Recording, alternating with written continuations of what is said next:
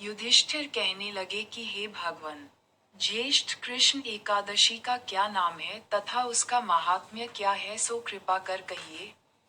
भगवान श्री कृष्ण कहने लगे कि हे राजन, यह एकादशी अचला तथा अपरा दो नामों से जानी जाती है। पुराणों के अनुसार ज्येष्ठ कृष्ण पक्ष की एकादशी अपरा एकादशी है, क्योंकि यह अपार धन देने वाली है। जो मनुष्य इस व्रत को करते हैं वे संसार में प्रसिद्ध हो जाते हैं। इस दिन भगवान त्रिविक्रम की पूजा की जाती है।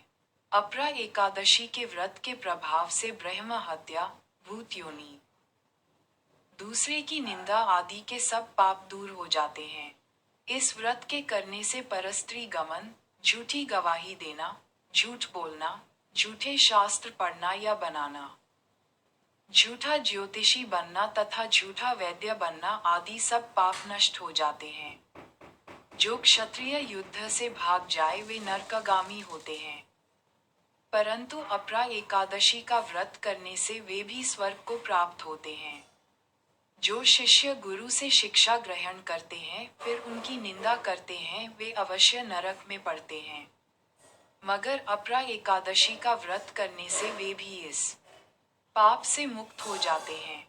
जो फल तीनों पुष्कर में कार्तिक पूर्णिमा को स्नान करने से या गंगा तट पर पितरों को पिंडदान करने से प्राप्त होता है, वही अपरा एकादशी का व्रत करने से प्राप्त होता है। मकर के सूर्य में प्रयागराज के स्नान से, शिवरात्रि का व्रत करने से, सिंह राशि के बृहस्पति में गोमती नदी के स्नान से, कुंभ में केदारनाथ के दर्शन या बद्रीनाथ के दर्शन, सूर्य ग्रहण में कुरुक्षेत्र के स्नान से, स्वर्णदान करने से अथवा अर्ध प्रसूता गौदान से जो फल मिलता है वही फल अपरा एकादशी के व्रत से मिलता है।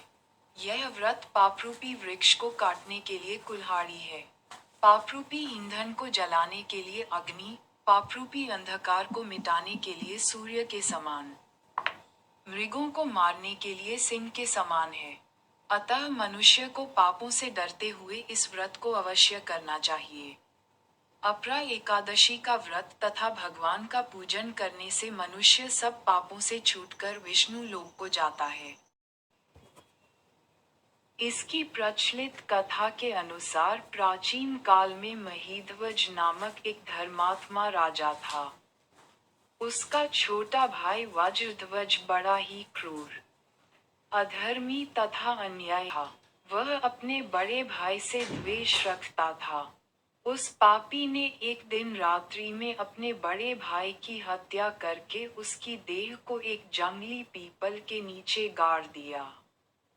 इस अकाल मृत्यु से राजा प्रेतात्मा के रूप में उसी पीपल पर रहने लगा और अनेक उत्पात करने लगा।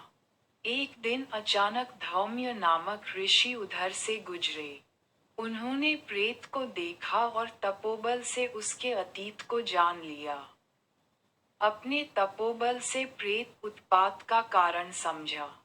ऋषि ने प्रसन्न होकर उस प्रेत को पीपल के पेड़ से उतारा तथा परलोक विद्या का उपदेश दिया। दयालु ऋषि ने राजा की प्रेत योनि से मुक्ति के लिए स्वयं ही अपरा अचला एकादशी का व्रत किया और उसे अगति से छुड़ाने को उसका पुण्य प्रेत को अर्पित कर दिया। इस पुण्य के प्रभाव से राजा की प्रेत योनि से मुक्ति हो गई। वह ऋषि को धन्यवाद देता हुआ दिव्य देह धारण कर पुष्पक विमान में बैठकर स्वर्ग को चला गया।